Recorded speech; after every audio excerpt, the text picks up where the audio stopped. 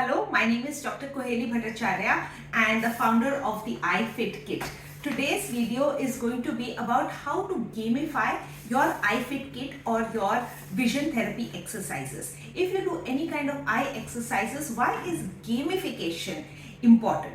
So first of all, what is gamification? Gamification is nothing but changing any activity that you do in the day in the form of games. Make it into a game. This is also called the Super Mario effect. You can watch the Super Mario effect video on TED Talk.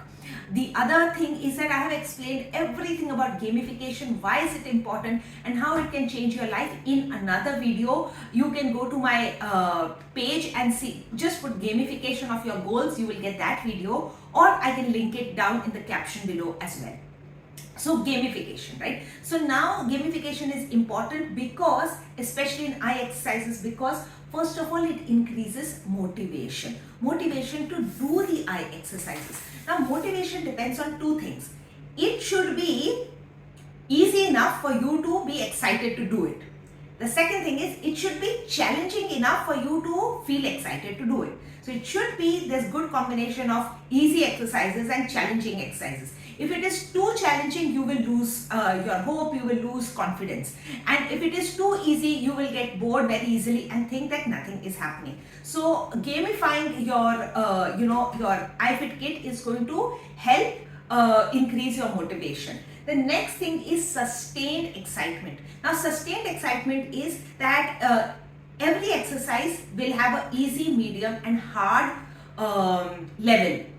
So when you start, you are at the easy, then it's a little bit medium and then it will be hard. So that way you have the sustained amount of excitement for the exercises for at least 2 to 3 months, and that is very important for the brain. Now we go into the next part, which is challenge the brain. I always tell you that these eye exercises are not about training your eye muscles. The muscles, like other parts of the body muscles, like the more you do bicep curls, the biceps will become stronger. That is not the case with eye muscles, because the structure of an eye muscle is completely different. It is not that if I keep looking right and left, right and left, right and left, the muscle itself is going to become thicker and bigger. No. By looking right and left or by doing any kind of eye exercises, you are training the brain, you are increasing the nerve stimulation.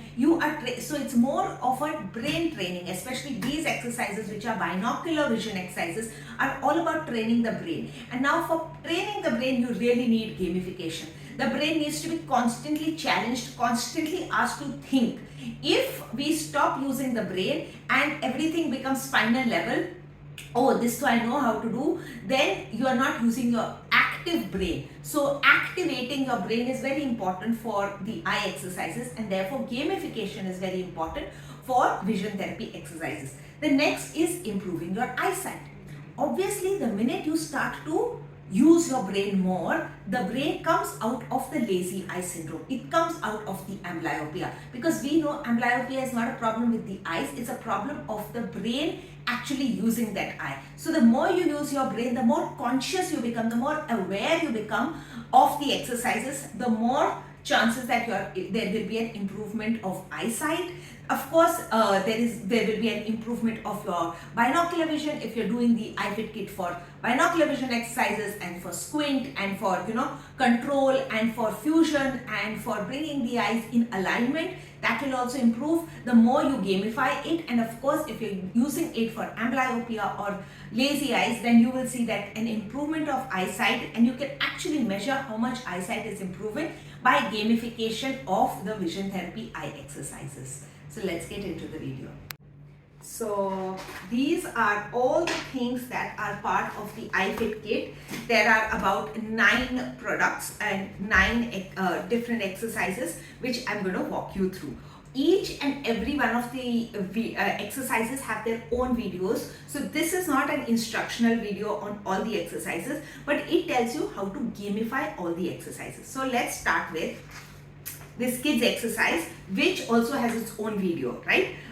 So the thing that you're going to do is have this small piece of paper, black paper is there, and you have your red papers and your blue papers, and you will wear your red blue goggles. This exercise can only be done by wearing your red blue goggles. Then you have to match the blue with your left hand and then the red papers with the right hand. Okay, so that is your hand-eye coordination and your right and left eyes. All of it comes into play when you do this exercise. Okay, this game. Then how do you gamify this game? As you get better, as the children or the adult understands, like, okay, I'm going to use my right hand to put the red papers on the blue and use my left hand to put it over the red. Now, these papers you can make into smaller pieces, really small pieces, and then jumble it up and spread it. And then instead of this small black chart paper which we have given, you can get yourself a bigger chart paper, black chart paper. Now the space is bigger, the size is much smaller, and that increases the difficulty level of the exercise. Increasing the difficulty level of any exercise is called gamification. So once you have done that, then again you will put the red blue goggles on and you will do that exercise. The next thing is, once you have gotten really good with this, then you just twist your glasses, and now the blue lens was over the right eye, but the minute you wear it the other way around, the blue is now over the left eye. And again the brain gets confused. The brain is like, oh, this is something new, let's try this, right? So these are about 2 or 3 levels of difficulty of your black chart paper exercise. The same thing we will go into the binocular vision exercise, the 3D exercise using the red blue goggles.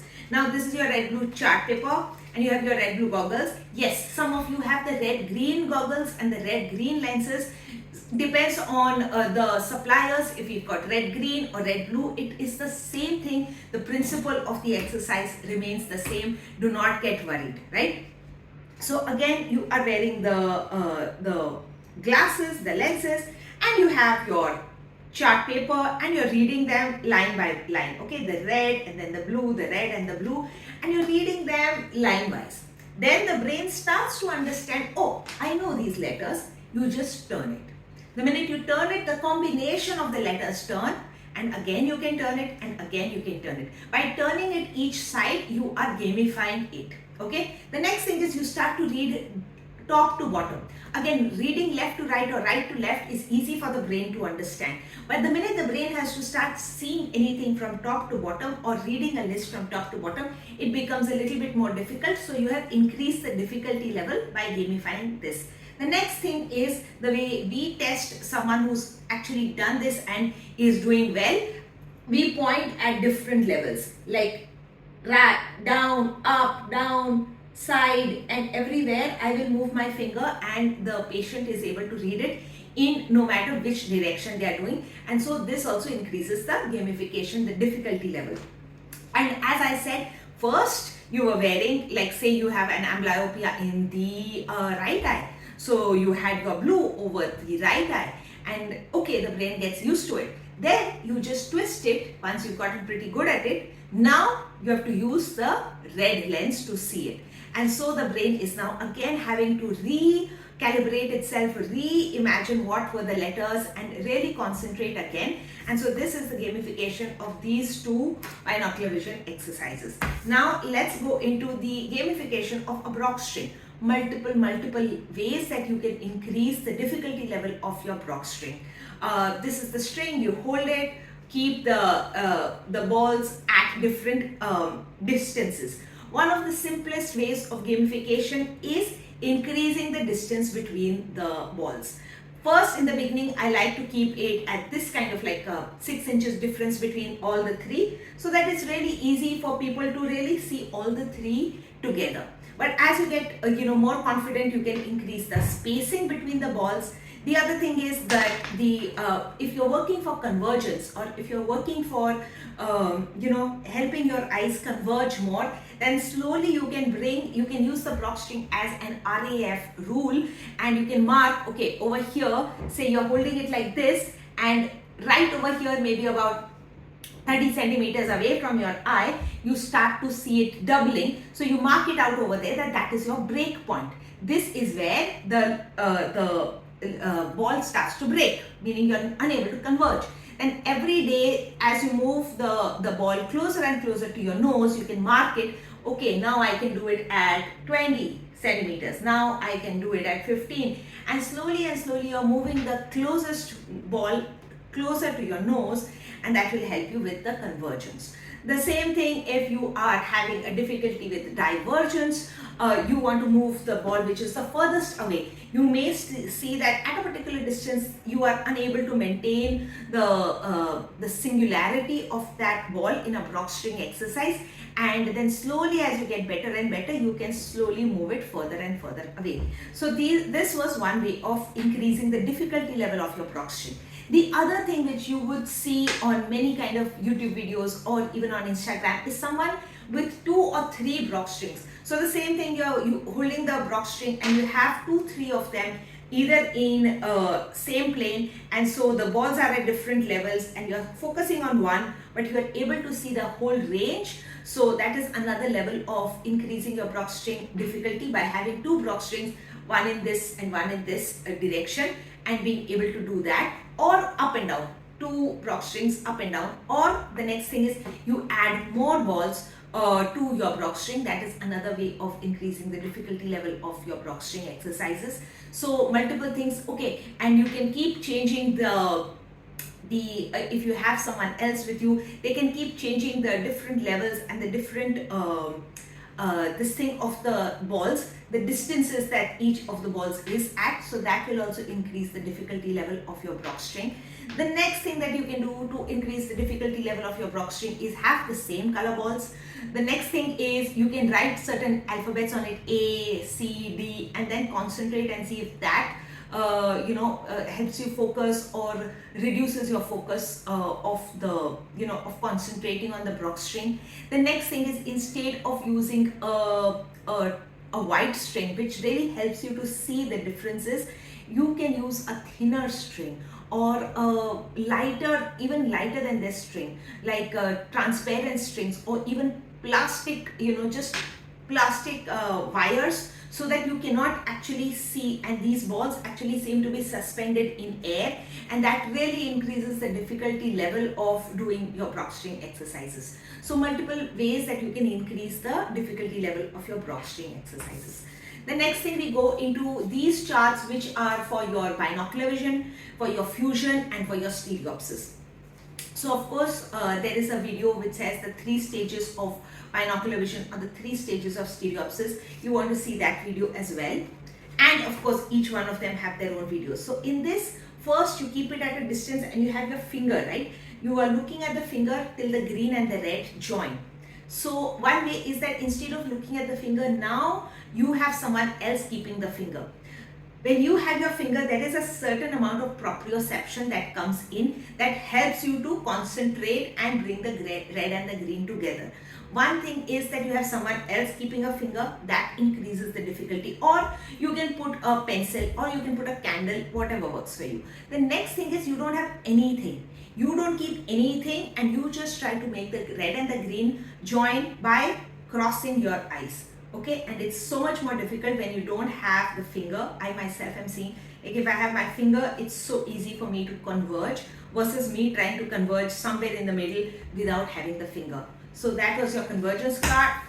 Same with the divergence card. Earlier you will have something in the backdrop like a tree or a wire or something far, and when you focus on something far and when you move it up and down, it's so much more easier for you to join the red and the green together. But say you don't have anything, you're just holding this up and relaxing your eyes and seeing if you can do that, if the red and the green can join.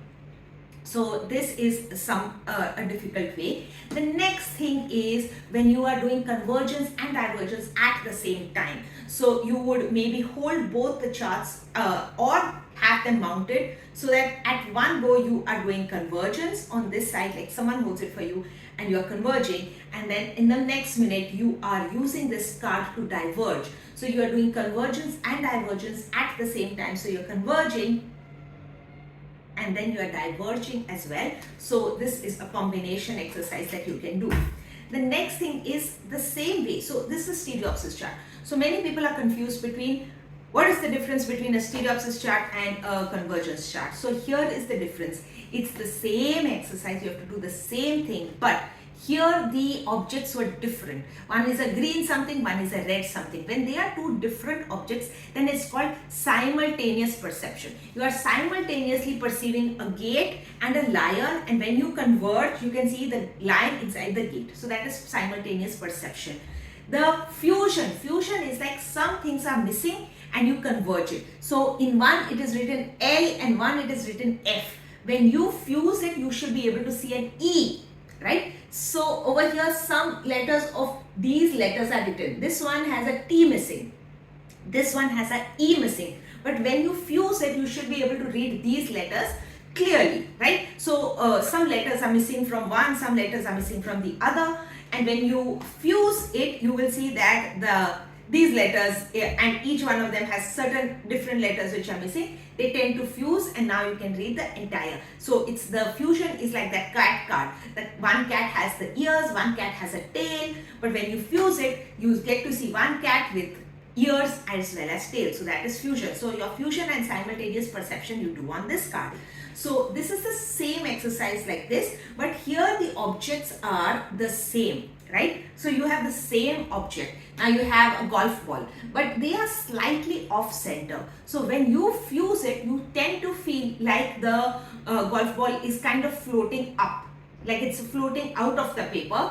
And in one you see that the ball, like the football is deeper. So you get a little bit of a 3D imagination of the single object. So in stereopsis, what is important is that the image is the same in both the eyes, but they are slightly off center. So that is why you will see that one ball is slightly off center, one is slightly in, one is slightly out, and that helps you to get a sense of stereopsis. So it's the same exercise but with increased difficulty, and increasing the difficulty is what we call gamification, right? Now we go into the heart chart. Now in the heart chart, of course, the instructions are all given, and I do believe that we have a video on heart chart as well. Close, and this one you are going to keep far, like 6 to 8 meters away, and this one is going to be close for you. So you're going to read one line close and one line far with only one eye. So you will close one eye and you will read far and near, far and near. Then you will read far and near single letters. Single letters, by reading single letters, you have increased the difficulty level, increased the gamification level of the exercise. The next is you will read, as I said, from top to bottom. One letter for far, top line, then bottom line, then top line, then bottom line. And as I said, it's much easier for us to read side to side, but as we are going down, it becomes a little more difficult. And so that is another way of gamifying your exercise. And the last, we also have your red and green pages, right? And in these pages you can use your red and blue goggles and you will see a lot of difference, especially if you are reading top to bottom. In one you will have to use your right eye, in one you will have to use your left eye, and there will be this kind of shift in eyes. So that in that you don't have to close one eye, you can open both the eyes and do this kind of gamification of your heart chart. The last is one of my favorite exercises, which is your scanning chart, and there we cancel the A, B, C, D. It's already, the gamification is already built into the exercise. You have to write how much time you took to finish it. The first time you do it, it might take you 15 minutes, and slowly as you keep doing the exercise, it should be less than 2 minutes. Many of our patients have started at 40 minutes and then started to do this so fast, so well, and are able to do it at 40 seconds also. So it's important, the way you can gamify it is that have both eyes open, do the exercise, then close the eye, which is the weaker eye, so that you're doing it only with the stronger eye, and see how much time it takes you, and then try to do it only with your weaker eye, and then see how much time it takes you. Those are certain other ways that you can gamify the exercise. The next thing, as I said, that you're going to time yourself. And a third really difficult way is that you do it the reverse order. So instead of doing A to Z, you do Z to A, which is going to really confuse your brain and is going to really work you, really help you to, trace back your letters and really help you to concentrate. So these are some ways that you can use the scanning chart as a gamification for reading faster, for not making mistakes in studies, and also converging, and also attention, and also increasing your acetylcholine in your brain. Any of these exercises, the more you concentrate, the more you have to focus, it releases acetylcholine in your brain. And acetylcholine is the neurotransmitter which we need for memory, which we need for new neural synapses to build this neuroplasticity which we are trying to do with vision therapy exercises. So this kind of gamification is going to help you with neuroplasticity and going to help you increase your eye exercises like your vision. It's going to improve as well as your binocular single vision. That is why I always think that these are much more exciting for children as well as adults to do, rather than just simple computerized eye exercises. Thank you for watching, and I'll see you into another video.